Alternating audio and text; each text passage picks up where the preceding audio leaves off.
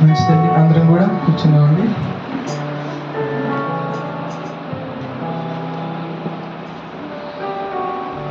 హల్లెలూయా.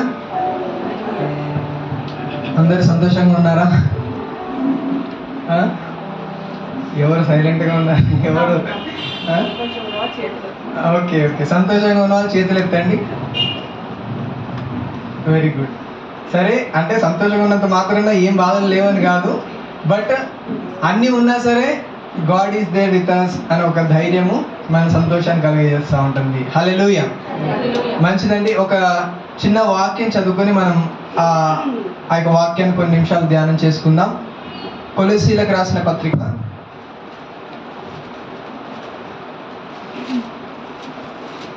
కొలస్సీలకు రాసిన పత్రిక 9 నుండి 12 వచనాలు ఉన్నాయి కదా. మొదటి అధ్యాయము, కొలస్సీలకు రాసిన పత్రిక 1వ అధ్యాయము 9 నుంచి 12 వచనాలు. అందుచేత ఈ సంగతి వినిన నాటి నుండి మేము మీ నిమిత్తం ప్రార్థన చేయడం మానక మీరు సంపూర్ణ జ్ఞానమును ఆత్మ సంబంధమైన వివేకము గలవారును ఆయన చిత్తమును పూర్ణముగా గ్రహించువారునై ప్రతి సత్కార్యములో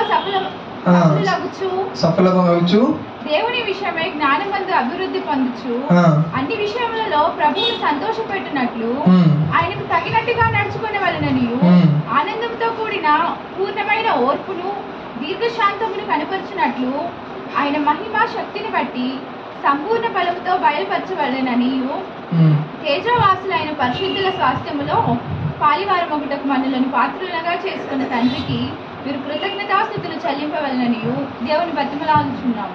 మంచిదండి, ప్రార్థన చేసుకుందాం. మహాపరిశుద్ధుడా, నీకు స్తోత్రం చెల్లిస్తున్నాను. చదవబడిన ఈ లేఖనాన్ని బట్టి నీకు వందనాలు. ఈ లేఖనాన్ని దీవించండి, ఆశీర్వదించండి. ఈ యొక్క లేఖనాన్ని మేము ధ్యానం చేస్తుండగా నీ ఆత్మ సహాయాన్ని నీ దాసునికి అనుగ్రహించి నీ బిడ్డలకు అర్థమయ్యే శైలిలో బోధించడానికి నీ ఆత్మ సహాయాన్ని అనుగ్రహించమని, ఈ యొక్క వాక్య పరిచయం అంతట్లో కూడా నీ ఆత్మను తోడుగా ఉంచి ఈ యొక్క క్రమం అంతటిని కూడా నీ చిత్తానుసారంగా నడిపించమని యేసు నామంలో ప్రార్థించి అడిగిపెట్టుకుంటున్నాము తండ్రి, ఆమేన్. అపోస్తలుడైన పౌలు కొలస్సీ అనే సంఘానికి రాశాడనమాట ఈ పత్రిక. ఈ పత్రికను రాస్తూ వాళ్ళ కోసం ఒక చిన్న ప్రార్థన చేస్తూ ఉన్నాడు. ఇప్పటి వరకు చదివిందంతా కూడా ఒక ప్రార్థన చదివాము మనం. ఏమని ప్రార్థన చేస్తున్నాడు అని అంటే, మీ నిమిత్తము ప్రార్థన చేయటం మానక మీరు సంపూర్ణ జ్ఞానమును ఆత్మ సంబంధమైన వివేకము గలవారును ఆయన చిత్తమును పూర్ణముగా గ్రహించువారునై ఉండాలి అని చెప్పేసి ఆయన ప్రార్థన చేస్తూ ఉన్నాడు అనమాట. 3 విషయాలు అక్కడ చెప్తా ఉన్నాడు. ఏంటిదంటున్నాడు? తెలివి ఏమంటున్నాడు? సంపూర్ణమా జ్ఞానమును వివేకమును గ్రహింపును. ఈ 3 విషయాలు చెప్తా ఉన్నాడు. జ్ఞానమును వివేకమును గ్రహింపును అని చెప్పేసి అంటా ఉన్నాడు. ఇంగ్లీష్లో అయితే నాలెడ్జ్, విజ్డమ్ అండ్ అండర్స్టాండింగ్, ఈ 3 విషయాలు చెప్తా ఉన్నాడు. జనరల్గా ప్రార్థన చేసేటప్పుడు మనం క్యాజువల్గా ఏం చేస్తూ ఉంటామంటే, ఏం చేస్తామండి, వాళ్ళకి ఆరోగ్యం కావాలి అని చెప్పేసి ప్రార్థన చేయాలి జనరల్గా.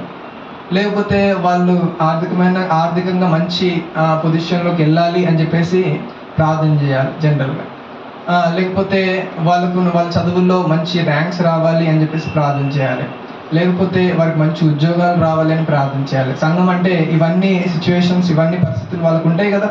అన్ని రకాల ఇబ్బందులు, సంఘం అంటే రకరకాల మనుషులకి రకరకాల ఇబ్బందులు అక్కడ ఉంటాయి. కానీ అపోస్తలుడైన పౌలు వాళ్ళ గురించి ఇలా ప్రార్థన చేయట్లేదు. ఈ యొక్క భౌతికమైన విషయాల గురించి ఆయన ప్రార్థన చేయట్లేదు. కానీ ఆయన ఏమని ప్రార్థన చేస్తున్నాడంటే, ఈ సంఘస్థులకి జ్ఞానము, వివేకము, గ్రహింపు అనుగ్రహించు అని చెప్పేసి ప్రార్థన చేస్తూ ఉన్నాడు. These 3 are most important thing a believer should have. యాక్చువల్గా మనము ఎన్నో విషయాల గురించి మనం ప్రార్థన చేస్తాం, కానీ వాటన్నిటికీ మూలమైన విషయాలు మనము మర్చిపోతూ ఉంటాం. when you have knowledge of God, when you have wisdom of God, when you have understanding of God, ఆటోమేటిక్గా అవన్నీ కూడా మీతో కూడా ఏమవుతాయి, ఫాలో అవుతాయి. ఫస్ట్ మనం ట్రాక్లో ఉంటే మనం వెళ్ళే డెస్టినేషన్ రైట్ వేలో వెళ్తుంది. అసలు మనం ట్రాక్లో లేకుండా ఎక్కడో తప్పి ఉన్నట్లయితే అసలు ఆ డెస్టినేషన్ ఎలా వెళ్తాం, మనం ఆ యొక్క గమ్యానికి ఎలా చేరుకుంటాం?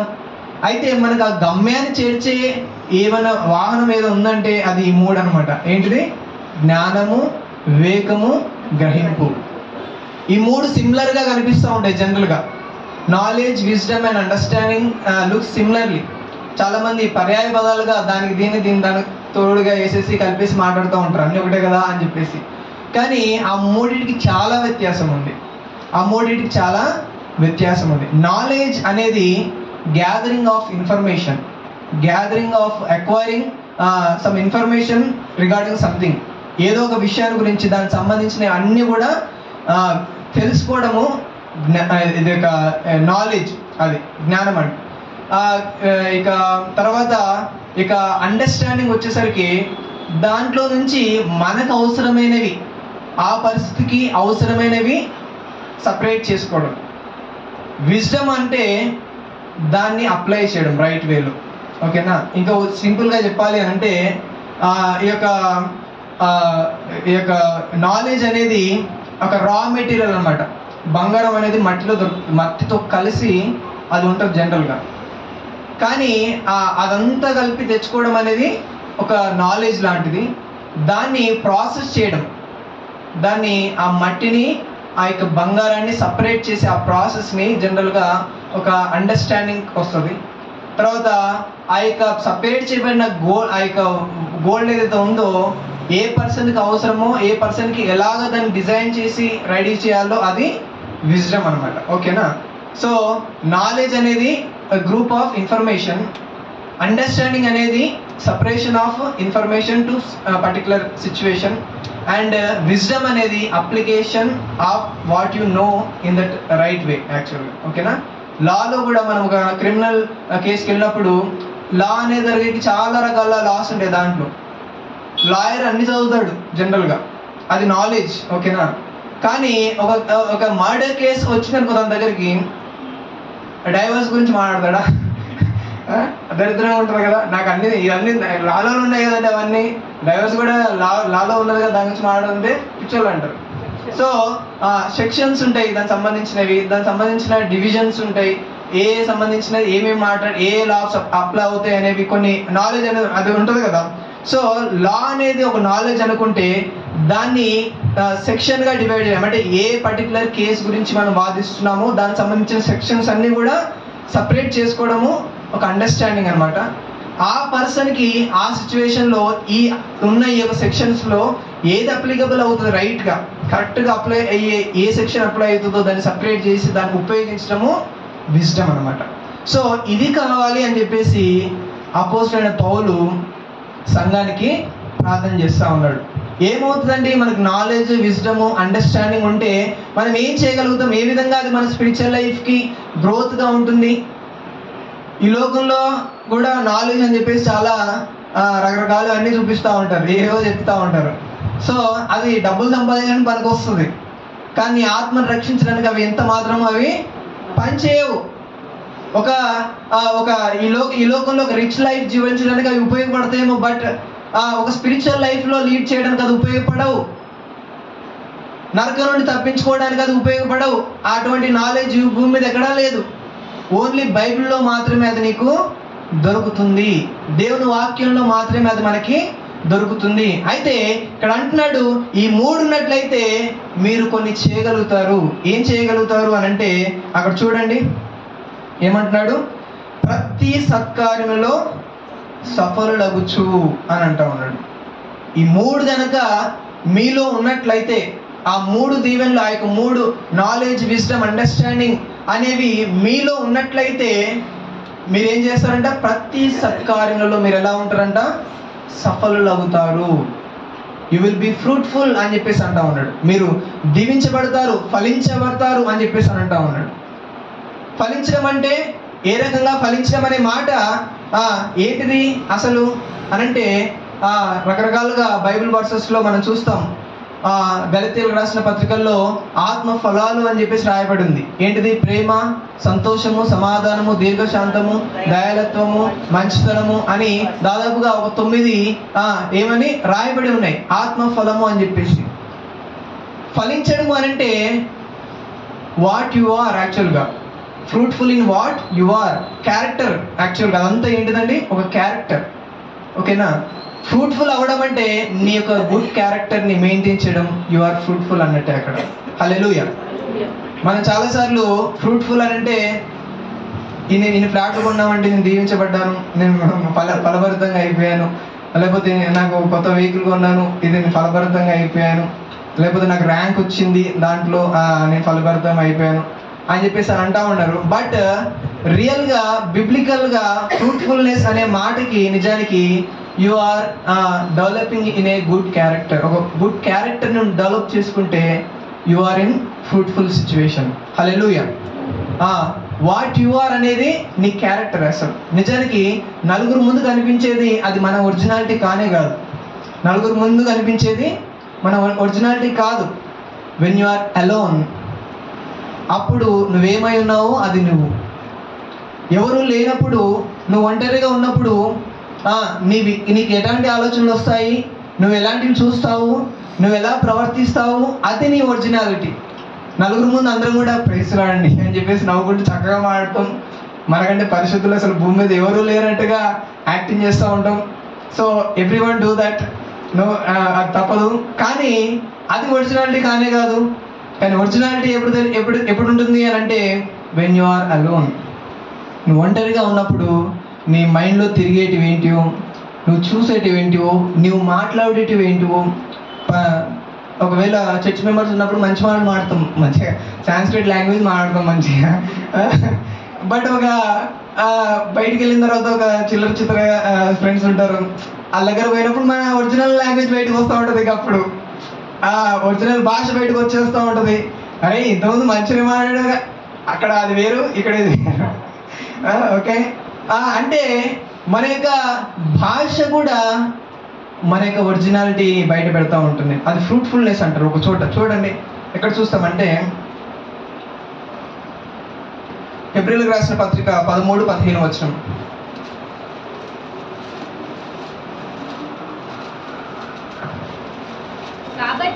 కాబట్టి ఆయన ద్వారా దేవునికి ఎల్లప్పుడూ స్తుతియాగం చేయదుము, అనగా ఆయన నామమును ఒప్పుకొనుచు జిహ్వా ఫలములను అర్పించుదుము. అంటే ప్రైజింగ్ వర్డ్స్, మంచి మాటలు, అవి జిహ్వ బలులు అంట. జనరల్గా సాక్రిఫైజెస్ మనం ఓల్డ్ టెస్టమెంట్లో చూస్తే బలులు అర్పిస్తూ ఉంటారు.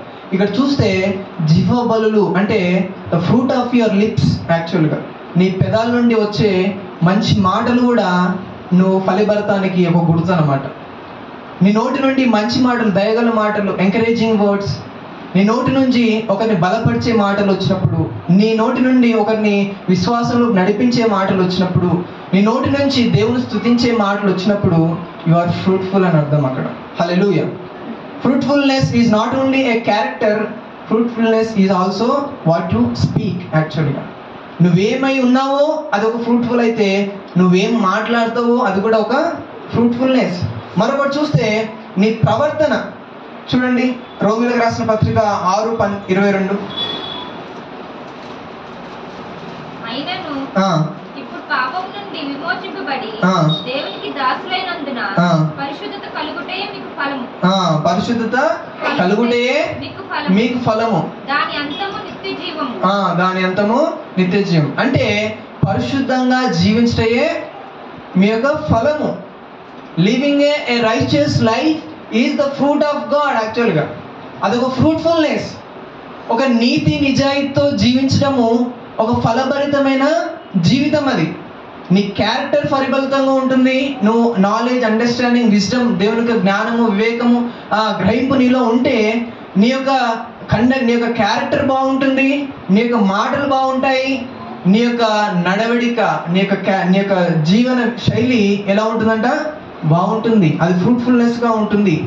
Not only that, it is also fruitfulness అంటే గివింగ్ కూడా ఒక రకంగా, గివింగ్ కూడా ఒక ఫ్రూట్ఫుల్నెస్. అపోస్తలుడైన పౌలు అంటాడు కొరింథీయులకు అంటాడు, మీరు నాకు పంపించిన ఆ యొక్క డబ్బు అందింది, అది మీరు నాకు హెల్ప్ చేస్తున్నందుకు దేవుని స్తుతిస్తున్నానని చెప్పి, అదేదో మీరు నాకేదో ఇస్తున్నారని కాదు, అది మీకు ఫలముగా ఉన్నది అని చెప్పేసి అని అంటాడు. You are fruitful in that అని అంటూ ఉంటాడు. అంటే giving is also a fruitfulness. మనం చాలాసార్లు కొంతమందిని చూస్తూ ఉంటుంటే బట్టలు దాచిపెట్టుకుంటూ ఉంటారు.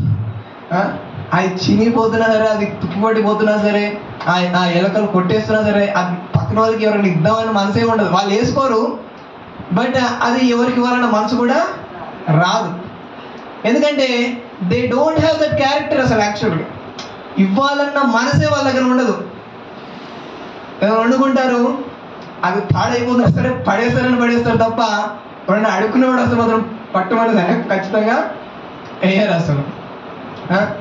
ఒక ఆయన ఉంటాడు, మాకు తెలిసిన ఆయన, చాలామంది ఫ్రూట్స్ తీసుకొచ్చి ఇస్తూ ఉంటారు, పెద్ద ఆయన అని చెప్పేసి ఇస్తూ ఉంటారు. సో అవి అట్లాగే ఉంటాయి.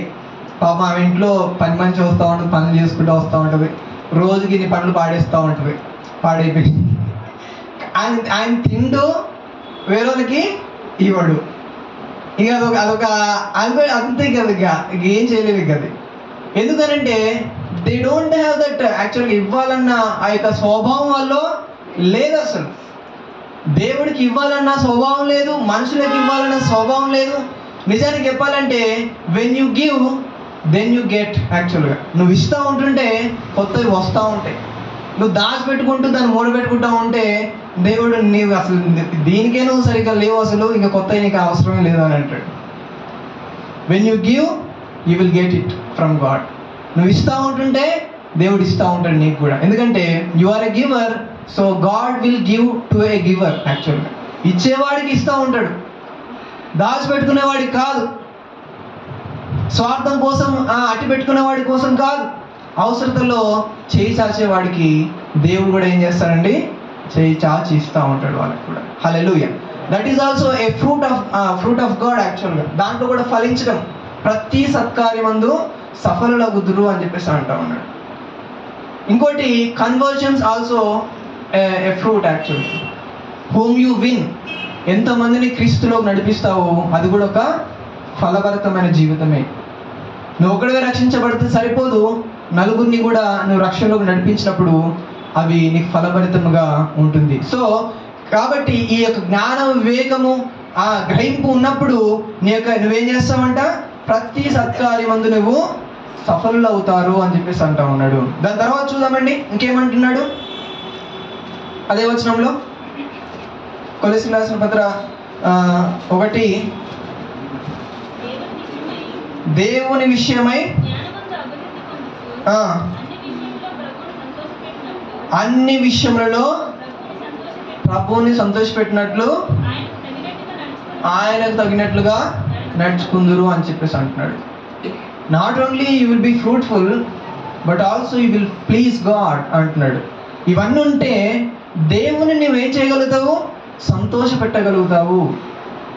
దేవుని యొక్క నాలెడ్జ్, దేవుని యొక్క జ్ఞానము, దేవుని యొక్క విజ్డము, దేవుని యొక్క అండర్స్టాండింగ్ నీలో ఉంటే దేవుని ఎలాగ సంతోషపెట్టాలో నీకు అర్థమైపోతుంది.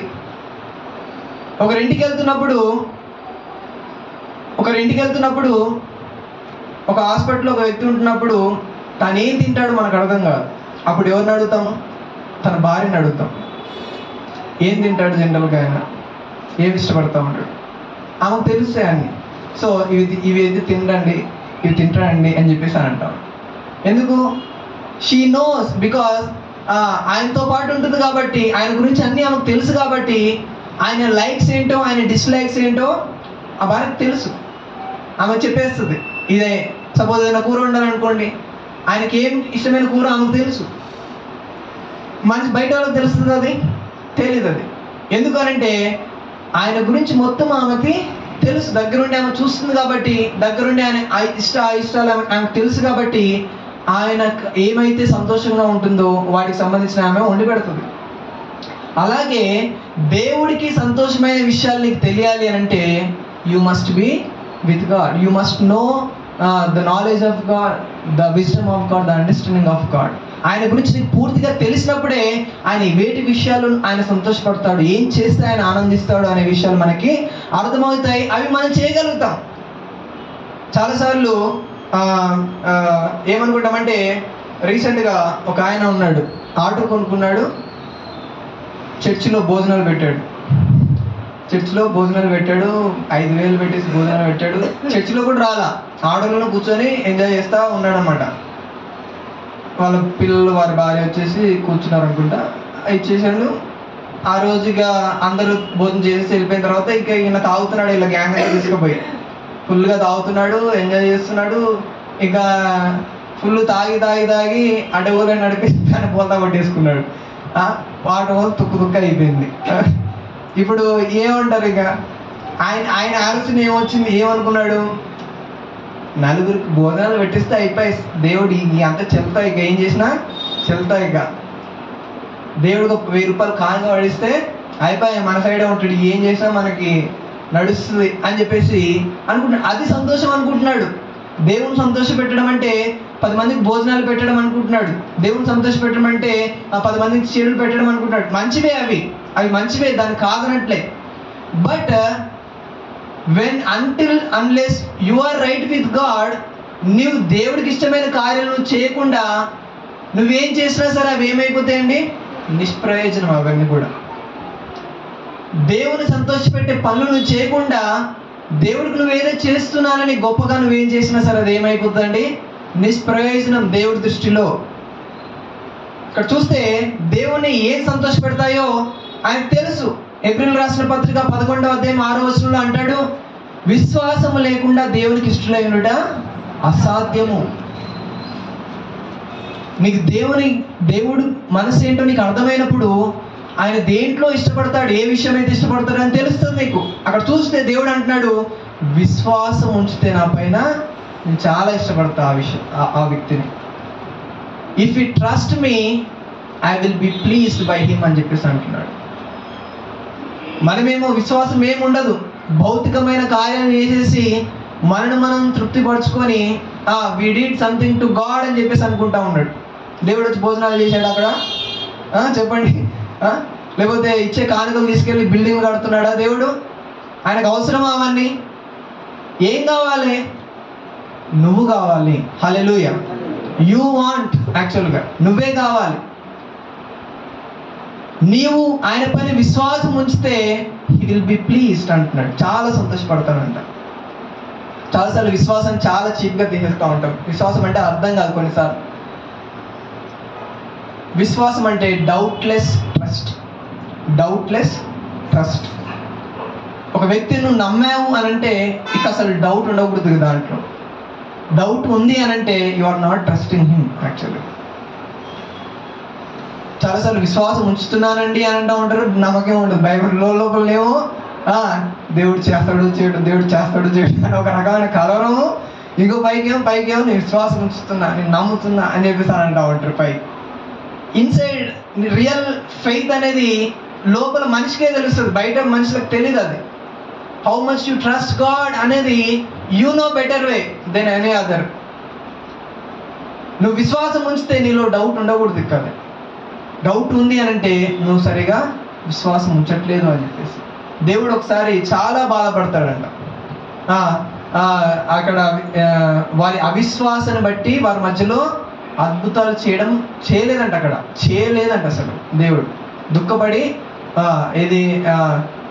ఏంటిది గలిలయ ప్రాంతంలో వెళ్ళినప్పుడు నువ్వు దేవుడివే అయితే ఆకరించి, నువ్వు దేవుని కుమారుడివి అయితే ఇది చేయి అని చెప్పేసి అని వాళ్ళందరూ అంటూ ఉంటుంటే, ఇన్ని రోజులు చేసిన కార్యాలు ఏం కార్యాలు మరి? ఇన్ని రోజులు కుంటి వాళ్ళకి కాళ్ళు ఇచ్చినప్పుడు, గుడ్డి వాళ్ళకి చూపునిచ్చినప్పుడు, మగవారికి మాటలు ఇచ్చినప్పుడు, మీ కళ్ళ ముందే చర్చికి వస్తే ఒక ఆమె నడుము ఉంపిన స్త్రీ వస్తే బాగు చేసే మీ కళ్ళ ముందే, చనిపోయిన వాడిని లేపాను మీ కళ్ళ ముందే, ఇంకా అడుగుతున్నారు మీరు నిజంగా దేవుడు కుమారు అయితే ఇది చేయి అది చేయి అని చెప్పి. అప్పుడు బాధపడ్డాడంట. బాధపడి వాళ్ళ మధ్యలో అద్భుతాలు చేయలేకపోయాడంట.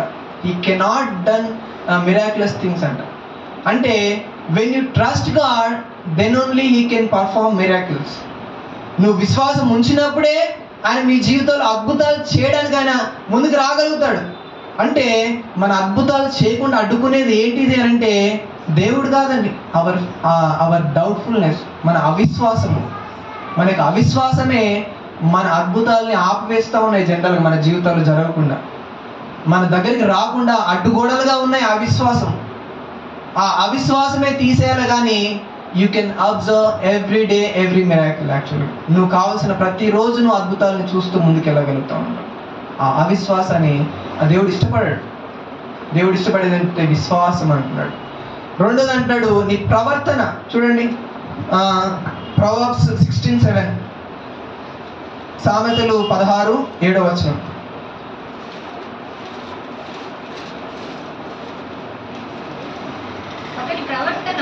ఒకటి ప్రవర్తన యెహోవాకి ప్రీతికరమైతే వాని శత్రువుని సైతము వాని మిత్రుడుగా చేయును అని చెప్పేసి అంటున్నాడు.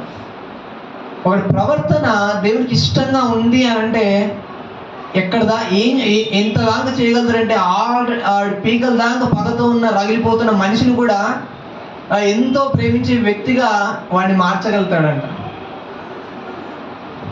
చూడండి, అంటే ఒకటి ప్రవర్తన ఆయనకి అంత ఇష్టంగా ఉంటే, అంటే నీకు విశ్వాసం ఉంటే ఆయన ఇష్టపడతాడు.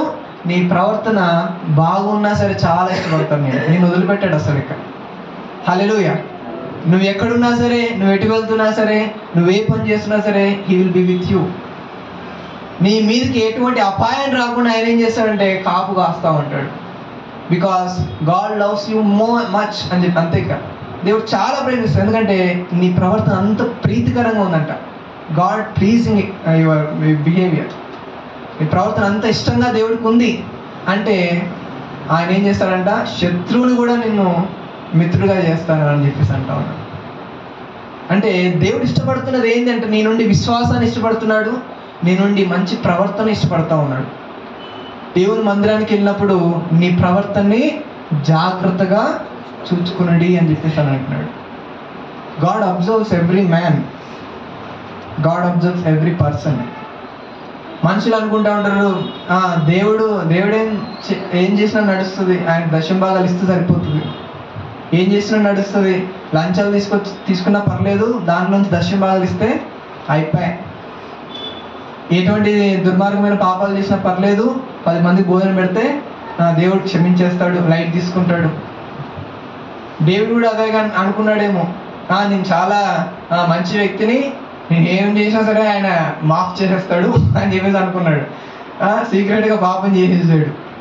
చేస్తే ఆయన ఊరుకోలే, నా భక్తుడిగా ఇన్ని రోజులు మంచిగా ఉన్నాడు కదా, మంచి ప్రార్థన చేస్తాడు కదా, ఆయన 7 మార్లు స్తుతిస్తాడు, 3 మార్లు ప్రార్థన చేస్తాడు, ఇటువంటి భక్తుడు భూమి మీద అక్కడ కనబడతాడా ఇక అని చెప్పేసి వదిలేద్దాంలే, లైట్ తీసుకున్నాంలే అని చెప్పేసి అనుకోలే.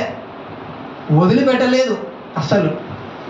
4 ముందు ప్రవక్తను తీసుకొచ్చి బయటపడేస్తాడు మొత్తం. వదిలిపెట్టలే ఆయన. ఫస్ట్ నేను తప్పు చేశానని చెప్పేసినా సరే ఫస్ట్ వదిలిపెట్టట్లే, శిక్షించడానికి రెడీగా అయిపోయాడు. లాస్ట్కి ఆయన ఎంతో పశ్చాత్తాపడి ఎంతో బ్రతిమలాడుకున్నా సరే 4 కుమారులను కోల్పోయాడు. He got forgiveness but still he faced consequences. మనం చాలాసార్లు మనం చేసే పొరపాట్లని దేవుడు క్షమిస్తాడులే అనుకుంటాం. క్షమిస్తాడు, నువ్వు నిజంగా పశ్చాత్తాపడితే దేవుడు నిన్ను క్షమిస్తాడు తప్పకుండా. కానీ దాని నుండి వచ్చే పర్యవసరాలని మనం ఏం చేయాల్సి వస్తుంది, అనుభవించాల్సి వస్తుంది కొన్ని దినాల్లో. God will forgive our sins but he cannot remove the consequences of our sins. మనం కొన్నిసార్లు చేసే పొరపాటు వరకు వచ్చే కాన్సిక్వెన్సెస్ అనుభవించాల్సి వస్తుంది. దేవుడు క్షమిస్తాడు బట్ కాన్సిక్వెన్సెస్ ఫేస్ చేయాల్సి వస్తుంది కొన్నిసార్లు. సో నీ ప్రవర్తనని జాగ్రత్తగా ఉన్నప్పుడు ఆయన చాలా ఇష్టపడతాడంట. హల్లెలూయా. ఇంకోటి ఈ యొక్క కీర్తన గ్రంథంలో 147:10 చూస్తే దోస్ హూ ఫియర్ హిమ్, ఆయన ఎందుకు భయభక్తులు గల వారంటే ఆయనకి ఎంతో ఇష్టం అంట. చదవండి.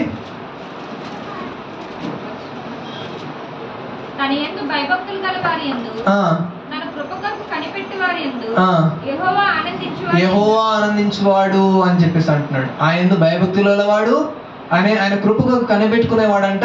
వాళ్ళ గురించి అంట దేవుడు అంట చాలా ఆనందిస్తాడంట. ఫియర్ ఆఫ్ గాడ్ అని అంటే ఏంటిది? దేవుడు అనేది వణికిపోవడమా? పోలీసు ముందు దొంగ వణికిపోయినట్టు అదేనా? కాదండి, అది భయపెట్టేది కాదు. It is a reverence. యాక్చువల్గా అదొక గౌరవంతో కూడింది. ఒక తండ్రి ఎదురుగా కూర్చున్నప్పుడు కొడుకు మందు తాగడానికి ఇష్టపడతాడా? ఏంటిది అది? భయమా గౌరవమా? గౌరవం. ఆడు తప్పు చేస్తున్నాడు, ఆడు బయటికి పోయి కూడా తప్పు చేస్తాడు. బట్ వెన్ వాళ్ళ తండ్రి ముందు వచ్చినప్పుడు you can not do it. It is disrespect actual. అలాగే దేవుని యందు భయభక్తులు కలిగి ఉండడం అంటే చెడుతనానికి దూరంగా ఉండడము, చెడు విషయాలకి దూరంగా ఉండడము. నువ్వు చెడు విషయాలకు దూరంగా ఉంటే నువ్వు భయభక్తులుగా ఉన్నట్టు. దేవుడు అంటే అంటే ఇక ప్రధానికి కొంతమంది ఓవర్గా ఏమంటారు, బయటికి చూపిస్తూ ఉంటారు అనమాట. చిన్న చిన్న విషయాలు కూడా వాళ్ళు చాలా భయభక్తులుగా ఉన్నట్టుగా బయటికి చూపిస్తూ ఉంటారు. బట్ అది కాదు. భయభక్తులు అంటే చెడుతనానికి దూరంగా ఉండడం, భయభక్తులు కలిగి ఉండడం అంటే. అది లేకుండా నువ్వేది చేసినా సరే అది it does not please God. యాక్చువల్గా దేవుని సంతోషపెట్టదు అది. అందుకంటే నీకు నాలెడ్జ్, విజ్డమ్, అండర్స్టాండింగ్ ఉంటే దేవుడు ఏం చేస్తే ఆయన ఇష్టపడతాడు, ఎలాగుంటే ఆయన ఇష్టపడతాడు, ఏం చేస్తే ఆయన ఇష్టపడతాడు అనేది నీకు అర్థమవుతుంది. Then you can please God. దేవుని సంతోషపెట్టే కార్యాలనే నువ్వు చేయగలుగుతావు అప్పుడు. సో అది అవసరమా లేదా? ఫస్ట్ మనకు ఆ తెలివి ఉండాలి కదా. ఆ తెలివి ఉంటే, ఆ నాలెడ్జ్ ఉంటే మనకు దేవుడికి ఏమి ఇష్టమైనో మనం అవి చేయగలుగుతాం. అవే లేనప్పుడు ఇంకో ఇట్లాగనే దాన ధర్మాలు చేసుకుంటా, ఆ పనికిమాలు మనం చేసుకుంటానే దాన ధర్మాలు, దశ భాగాలు ఇచ్చుకుంటా కూర్చుంటూ ఉంటాం. అవి ఎంత మాత్రం దేవుణ్ణి సంతోషపెట్టనే పెట్టవు. హల్లెలూయా. దాని తర్వాత చూద్దామండి. ఇంకేమంటున్నాడంటే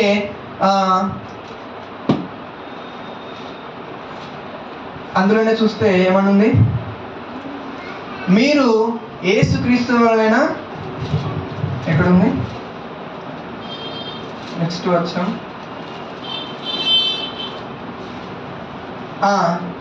ఆయనకు తగినట్టుగా నడుచుకుని వలననియు ఆనందంతో కూడిన పూర్ణమైన ఓర్పును దీర్ఘశాంతమును కనపరచునట్లు అని చెప్పేసి అంటున్నాడు. ఆయన మహిమ శక్తిని బట్టి సంపూర్ణ బలముతో బలపరచబడవాలని అని చెప్పేసి అంటున్నాడు. ఇంకోటి, నీకు నాలెడ్జ్, విజ్డమ్, అండర్స్టాండింగ్ ఉన్నప్పుడు శ్రమల్ని నువ్వు తట్టుకోగలుగుతావు, కష్టాల్ని నువ్వు ఎదిరించి నిలబడగలుగుతావు, హింసను నువ్వు ఓర్చుకోగలుగుతావు.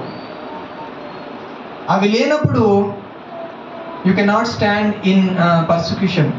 శ్రమలు నువ్వు నిలబడలేవు. అసలు నీకు దేవుని వాక్యమే తెలియకపోతే, దేవుని యొక్క జ్ఞానమే నీ దగ్గర లేకపోతే నువ్వు నిలబడలేవు, నువ్వు తట్టుకోలేవు, నువ్వు ఓడ్చుకోలేవు శ్రమల్ని.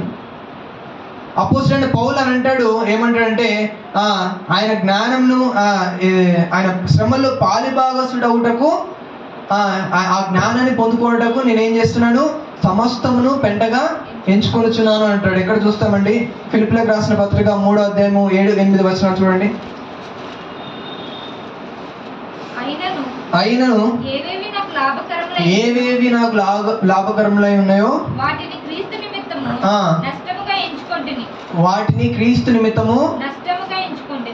నిశ్చయముగా నా ప్రభువైన యేసుక్రీస్తును గూర్చిన అతి శ్రేష్టమైన జ్ఞానము నిమిత్తమై సమస్తమును నష్టముగా ఎంచుకొనుచున్నాను అని చెప్పేసి అంటాడు. అట్లాగే దాని కిందికి పోతే ఏమంటాడంటే, క్రీస్తు శ్రమల్లో నేను పాలిభాగస్తుడై తెలుసుకోవడానికి, అంటే క్రీస్తు పునరుద్ధానం యొక్క శక్తిని నేను అనుభవించడానికి ఆయన శ్రమల్లో నేను పాలిభాగస్తుని అవుతాను అని చెప్పేసి అంటూ ఉంటాడు. అంటే he want to experience God's knowledge in the persecution. యాక్చువల్గా అంటే కష్టాల్లో దేవుని గురించి ఇంకా తెలుసుకోవాలనుకుంటున్నాడు. ఇంకా he want to dive in to that situation. ఆయన అందులోకి వెళ్ళిపోవాలనుకుంటున్నాడు. ఇంకా చాలాసార్లు కష్టాలు అనగానే కిలోమీటర్ దూరంగా మనం పారిపోతూ ఉంటాం. But he wants to know better way what God is. I want to dive in to that situation. ఇంకా అందులోకి వెళ్ళాలి. వెళ్తే కదా తెలిసేది అసలు దేవుడు నన్ను ఎలాగ ప్రొటెక్ట్ చేస్తాడు, దేవుడు ఎలా నన్ను కాపాడబోతున్నాడు, దేవుడు ఎలా నన్ను కేర్ తీసుకోబోతున్నాడు అనేది మనకి ఎప్పుడు అర్థమవుతుంది? When we are in that situation. అసలు ఆ పరిస్థితి, నీకు రోగమే రాకపోతే దేవుడు స్వస్థపరచుకోవడానికి నీకు ఎలా అర్థమవుతుంది? అపాయమే నీ దగ్గరికి రాకపోతే దేవుడు కాపాడేవాడు నీకు ఎలా అర్థమవుతుంది? ఆకలే నీకు కలగకపోతే దేవుడు ప్రొవైడ్ చేసేవాడని నీకు ఎలా అర్థమవుతుంది? సో సమ్ టైమ్స్ పర్సిక్యూషన్స్ వల్ల you will gain knowledge of God. యాక్చువల్గా దేవుని గురించి ఇంకా ఎక్కువ తెలుసుకుంటావు శ్రమల్లో. మనం చాలాసార్లు అవి దాంట్లో నుంచి నేర్చుకోకుండా we try to escape from that situation. దాని నుంచి పారిపోవడానికి ప్రయత్నం చేస్తూ ఉంటాం, దాని నుంచి బయటికి పారిపోవడానికి ప్రయత్నం చేస్తూ ఉంటాం. కానీ ఈ సిచ్యువేషన్ నాకు వచ్చింది, దీన్ని ఎలా డీల్ చేయాలి? దేవుని యొక్క వాక్యం ఏమని చెప్తా ఉంది? దేవుని యొక్క భక్తులు ఇలాంటి పరిస్థితులు వచ్చినప్పుడు వాళ్ళు ఎలాగా ఎదుర్కొని నిలబడగలిగారు, దేవుడు ఏ విధంగా వాళ్ళకి సహాయం చేయగలిగాడు అనేది నీకు అర్థమవుతుంది. దేవుని వాక్యము, దేవుని యొక్క జ్ఞానం నీకు తెలిసినప్పుడు ఇట్లాంటి సిచ్యువేషన్స్ ఎన్నో వచ్చాయి ఆయన భక్తులకి. They still student in that situation. వాళ్ళు నిలబడగలిగారు. So I should also stand. Yesu ప్రభు అంటాడు, లోకంలో నన్నే హింసించారు, మిమ్మల్ని తప్పకుండా హింసిస్తారు. దేవుని వాక్యం క్లియర్గా చెప్తున్నా. ఆ వాక్యం తెలిసినోడు ఏమనుకుంటాడు శ్రమ వచ్చినప్పుడు? ఆల్రెడీ దేవుడు 2000 సంవత్సరాల క్రితమే చెప్పేశాడు, ఆయనకే వచ్చాయి, ఇంక నేనే పాడేవాడిని, ఐ షుడ్ యాక్సెప్ట్ ఇట్ అని చెప్పేసి అనుకుంటాడు. అదే అసలు దేవుని జ్ఞానం లేనివాడు ఏం చేస్తూ ఉంటాడు? తట్టా వద్ద చదువుకొని బాగా ఇంకా అసలు దేవుడు వద్దు, నాకు ఏమవుతురా నాయన, ఇదే తలనొప్పి నాకు అని చెప్పేసి పారిపోతూ ఉంటాడు. But when you know God's knowledge, when you know God's wisdom, నీకు తెలిసినప్పుడు, దేవునికి వాక్యం నీకు అర్థమైనప్పుడు, it is common for us. దానిలో పెద్ద ఆశ్చర్యంగా చూడాల్సిన పని లేనే లేదు. అక్కడ చూడండి, మొదటి పేతురు రాసిన పత్రిక 4వ అధ్యాయం 12వ వచనం.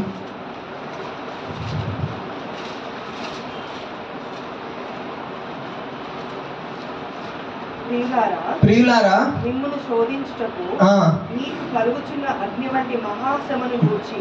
వంటి మహాశ్రమలను గూర్చి మీకేదో ఒక వింత సంభవించినట్లు ఆశ్చర్యపోకండి. అది కామనే, అది మనకు ముందే తెలిసినదే, దాని పెద్ద సర్ప్రైజ్ అవ్వాల్సిన పని ఉంది.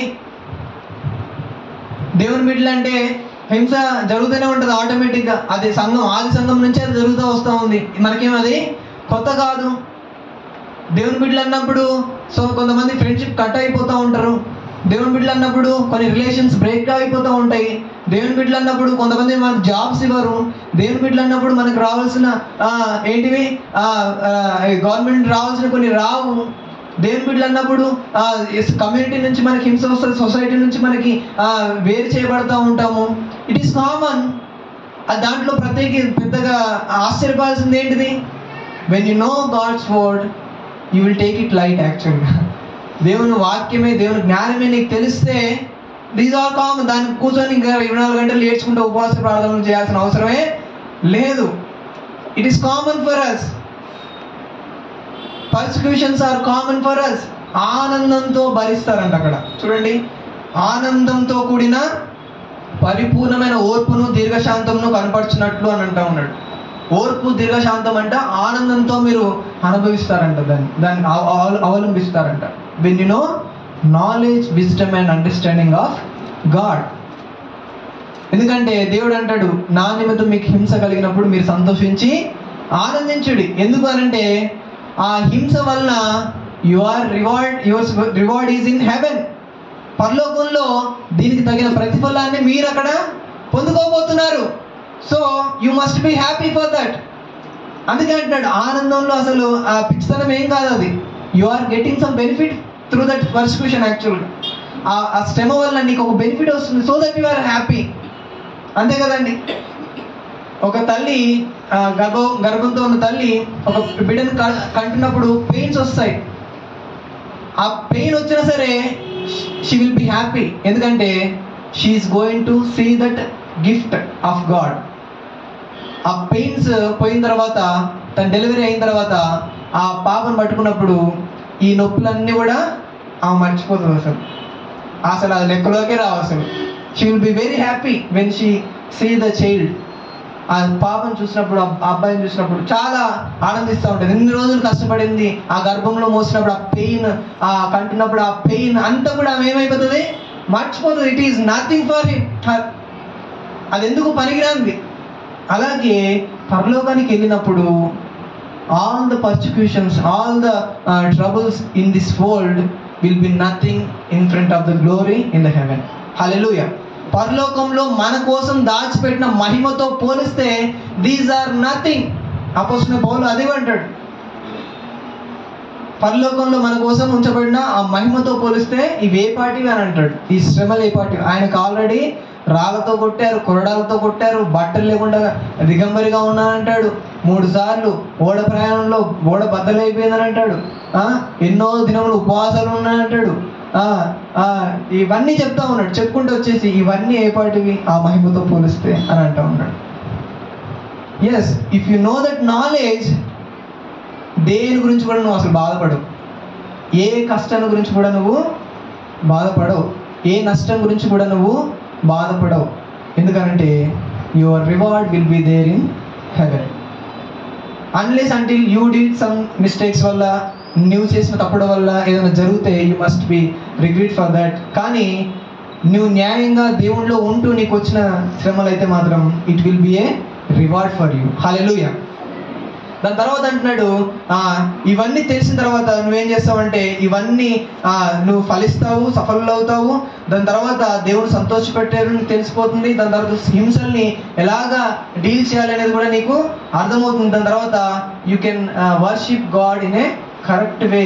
నువ్వు అసలు దేవుణ్ణి కరెక్ట్ వేలో నువ్వు ఆరాధించగలుగుతావు. దేవుని వాక్యము, దేవునికి జ్ఞానం నీకు ఉంటే. చూస్తే అక్కడ చూడండి ఏమంటున్నాడు, తేజోవాసులైన పరిశుద్ధుల స్వాస్థ్యములో పాలివారు మగుటకు మనలను పాత్రులుగా చేసిన తండ్రికి మీరు కృతజ్ఞతాస్తుతులు చెల్లింపవలననియు దేవుని బతిమాలుచున్నాను. ఆయన మనను అంధకార సంబంధమైన అధికారంలో నుండి విడుదల చేసి తాను ప్రేమించి తన కుమారుని యొక్క రాజ్య వారసులుగా చేసెను. ఆ కుమారుని యందు మనకు విమోచనము అనగా పాప క్షమాపణ కలుగుచున్నది అని చెప్పేసి అంటా ఉన్నాడు.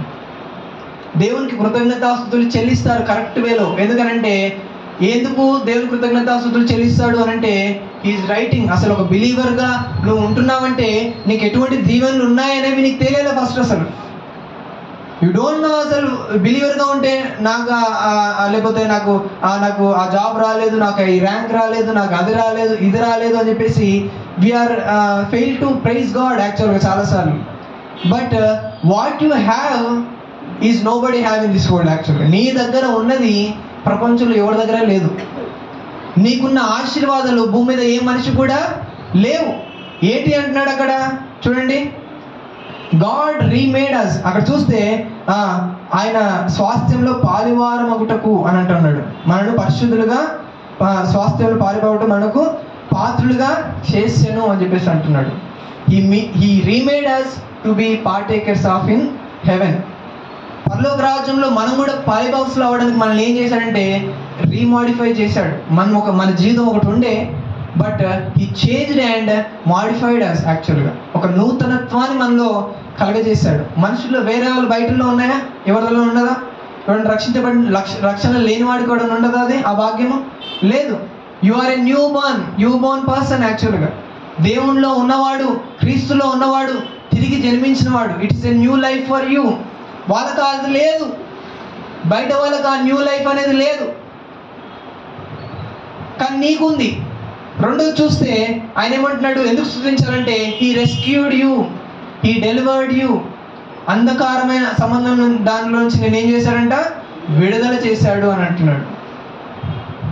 పాపంలో నుంచి నిన్ను విడుదల చేశాడు, అపవిత్రతలో నుండి నిన్ను విడుదల చేశాడు, చీకటిలో నుంచి నిన్ను విడుదల చేశాడు. You are in bondages when you don't know Christ, but when you are in Christ all your bondages are removed. జన్మ పాపము, కర్మ పాపము, సాతాను యొక్క ప్రభావాలు అన్నీ కూడా నువ్వేం చేయబడ్డావంటే నీలో నుంచి తీసివేయబడ్డాయి. యు ఆర్ బాండేజెస్ నుంచి విడుదల పొందారు మీరు. But what about the others? They are still in bondages. వాళ్ళు రిచెస్ ఉన్నాయి, వారు కార్లు ఉన్నాయి, వారు మంచి అభివృద్ధి పొందుతున్నారు, బట్ స్టిల్ వారి చేతులకు ఏమున్నాయి? సంఖ్యలు ఉన్నాయి. వారు లగ్జరియస్ లైఫ్ జీవిస్తున్నారు, స్టిల్ వాళ్ళ చేతులకు ఏమున్నాయి? సంఖ్యలు ఉన్నాయి. What still they are in bondages, but you are free person. Hallelujah. మూడో చూస్తే ఈ రిలోకేటెడ్ అస్ ఏమంటున్నాడు, తాను ప్రేమించిన తన కుమారుని యొక్క రాజవాసులుగా మనల్ని చేసెను అని అంటా ఉన్నాడు. రాజ్యవాసులుగా పాతకాలంలో ఒక రాజ్యం మీద ఇంకో రాజ్యం యుద్ధం చేసి గెలిచినప్పుడు వాళ్ళ రాజ్యంలో నుంచి ఒకవేళ ఆ రాజ్యం ఓడిపోయింది అనుకో, అక్కడ ఉండే మనుషులని గెలిచిన వాళ్ళు ఏం చేస్తారంటే తీసుకెళ్ళి వేరే చోటికి తీసుకెళ్ళిపోయి వాళ్ళ రాజ్యంలో పట్టుకెళ్ళిపోతారు. జనరల్గా రీలొకేట్ చేస్తూ ఉంటారు. అలాగే జీసస్ క్రైస్ట్ కూడా సాతాను యొక్క రాజ్యంలో ఈ భూమి మీదకి వచ్చేసి ఆ కల్వరి శిలువలో సాతాన్ని ఓడించేసి మనలందరినీ కూడా ఏం చేశాడు? కాపాడి రిలోకేట్ చేశాడు. ఎక్కడ? You are not in the kingdom of Satan, you are in kingdom of God. దేవుని యొక్క రాజ్యంలో మీరున్నారు. ఇప్పుడు మనుషులు బయట వాళ్ళందరూ still they are in kingdom of Satan యొక్క పరిపాలనలోనే వారు ఉన్నారు. But you and me, we are relocated into God's kingdom. మనం దేవుని బిడ్డలుగా ఉన్నాం, భూమి మీదనే ఉన్నాం. బట్ స్టిల్ మనల్ని నడిపించేవాడు, మన పైన ప్రభుత్వం చెలాయించేవాడు ఎవరు? ఇప్పుడు దేవుడు. ఇంతకుముందు సాతానుడు ఉండే, కానీ ఇప్పుడు దేవుడు అయ్యాడు. Hallelujah. For that we must be thankful to God. కాబట్టి ఇవన్నీ చెప్తా ఉన్నాడు. ఎందుకంటే ఈ యొక్క నాలెడ్జ్, విజ్డమ్, అండర్స్టాండింగ్ ఉంటే నువ్వు ఫ్రూట్ఫుల్గా ఉంటావు, దేవుని సంతోషపెట్టేవాడుగా ఉంటావు. మూడోది ఈ యొక్క శ్రమల్ని, కష్టాలని, ఇబ్బందుల్ని ఎలాగ డీల్ చేయాలనే జ్ఞానం నీకు ఉంటుంది. నాలుగోది దేవుని ఎలాగ స్తుతించాలో కూడా, దేని బట్టి స్తుతించాలో కూడా నీకు అర్థమవుతుంది. కాబట్టి ఇవన్నీ దేవుడు మనకు చేశాడు. కాబట్టి మనం అడగాలి. ఏమంటున్నంటే ఎవరికైనా జ్ఞానం కొదువుగా ఉన్నాడలా వాడు నన్ను దేవుణ్ణి అడగాలి. అప్పుడు ఆయన ఎవరిని కూడా తృణీకరించాడు, ఎవరిని గద్దింపక ధారాళంగా ఆయన ఇస్తాడంట. హల్లెలూయా. జ్ఞానం ఇచ్చేవాడు ఆయన. ఎవరిని నీ కాదు ఇది ఆయనకి అని చెప్పేసి అండు, ఎవరు అడితే వానికి ఇవ్వడానికి ఆయన రెడీగా ఉన్నాడు. అపోజిట్ పౌలు అదే ప్రార్థన చేస్తూ ఉన్నాడు. మా సంఘస్థులకి జ్ఞానము, వివేకము, గ్రహింపు వారికి ఇవ్వండి ప్రభువా, so that they can live a righteous life, they can praise you in a right way, they can lead in a fruitful life. కాబట్టి అవి కావాలని చెప్పేసి అంటున్నాడు. సో మనందరికి కూడా అవి కావాలి. జనరల్గా అవి ఉంటే మిగతా అన్నీ మనతో పాటు వస్తాయి. మనం ప్రార్థన చేసినప్పుడు ఏవో అడుగుతాం, అవి అడగాలి. అడగొద్దు అనట్లేదు, భౌతిక విషయాలు అనట్లేదు. వాటికంటే ప్రాముఖ్యమైనవి ఇవి అడగాలని చెప్పేసి అంటున్నాడు. హల్లెలూయా. అపోజిట్ పౌలు అంటున్నాడు వాళ్ళ కోసం ఈ ప్రార్థన చేస్తున్నట్టు. ఎంత ప్రీషియస్ థింగ్ అది, ఎంత ప్రాముఖ్యమైనది. ఆయన ఎప్పుడు ప్రార్థన చేసిన భౌతికమైన విషయాల గురించి అసలు ఇక్కడ రాయబడినే లేవు. అసలు ఆయన ఎప్పుడు ప్రార్థన చేసినా సరే వాళ్ళు వెలిగించండి, వాళ్ళ కళ్ళను వెలిగించండి, నీ యొక్క ప్రేమను అర్థం చేసుకోవడానికి వాళ్ళని కన్నులను వెలిగించండి, వారికి జ్ఞానాన్ని ఇవ్వండి, వారికి తెలివినివ్వండి అని చెప్పేసి అంటా ఉన్నాడు. ఎందుకనంటే సాతాను యొక్క బాండేజ్లో ఉన్నవాడికి ఆ జ్ఞానం ఉండదు, ఆ తెలివి ఉండదు, ఆ యొక్క విజ్డమ్ ఉండదు. బట్ దేవుని యొక్క ఆత్మచేత నింపబడిన వాడికి అది ఉంటుంది. హల్లెలూయా. సో అందరం కూడా మనం ప్రార్థన చేసుకుందాం. అపోజిట్ పౌలు ప్రార్థన చేసినట్టుగా మనందరం కూడా ప్రార్థన చేసుకుందాం. దేవా, మాకు మీ జ్ఞానాన్ని ఇవ్వండి, మాకు మీ తెలివిని ఇవ్వండి, మాకు మీ గ్రహింపును అనుగ్రహించండి. అవి ఉంటే నేను స్తుతించగలుగుతాం కరెక్ట్ వేలో. ఒక ఫ్రూట్ఫుల్ లైఫ్ని మేము జీవించగలుగుతాం. నేను సంతోషపెట్టే బ్రతుకును మేము బ్రతకగలుగుతాం. శ్రమలు, కష్టాలు వచ్చినప్పుడు దాన్ని సరైన వేలో మేము ఎదుర్కోగలుగుతాం. అవన్నీ మాకు కావాలి అంటే నీ జ్ఞానం మాకు కావాలి ప్రభువా, నీ తెలివి మాకు కావాలి, నీ గ్రహింపు మాకు కావాలి. నీ కృప చూపించు. స్తోత్రం, స్తోత్రం, స్తోత్రం, స్తోత్రం, స్తోత్రం, స్తోత్రం. నీ వాక్యమే నన్ను బ్రతికించెను, బాధలలో నెమ్మదిని